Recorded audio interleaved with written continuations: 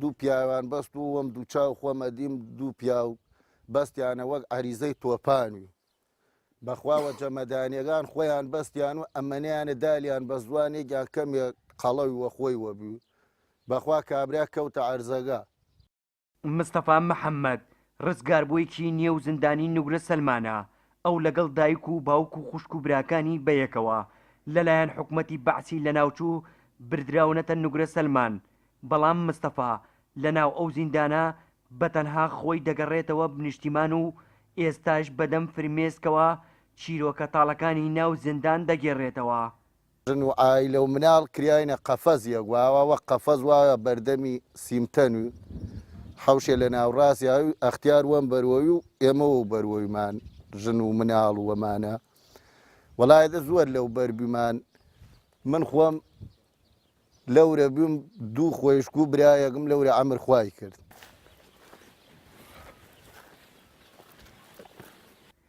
ئەوەی هەرگیز بیری مستەفا ناچێت مردنی براکەیەتی لە برسا و دواتر خواردنی تەرمی براکەیەتی لەلایەن سەگەڕەشەکانی نوگرە سەلمانەوە.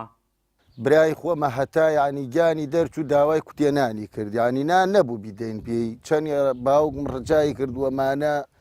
نانیان نەدا پێمانیانی منە و برامە وەو داخوا ئەمر خوای کرد و شەید بووە تا ڕۆیشە بمرم لە بیرم ناچێ سەگی ڕەش بوو سەگەگە لاکی ئەو جەنازەیە لێ دەرەگرەی خوارد بەڵێ لاگە و جەنازەیە دەرەگردەی خوارد باوکمش ڕۆی گلەی کرد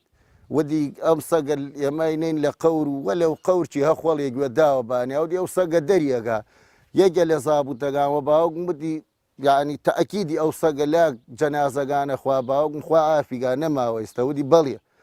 ودی وە یەک مەرجەتووەم ئەگەر ئەو سەگە لاگی ئەو جەنازەیە لێ نەخواردووە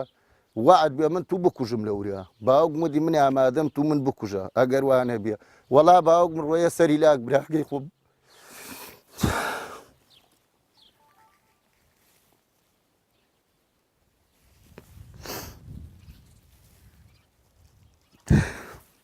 پرۆسەی ئەنفال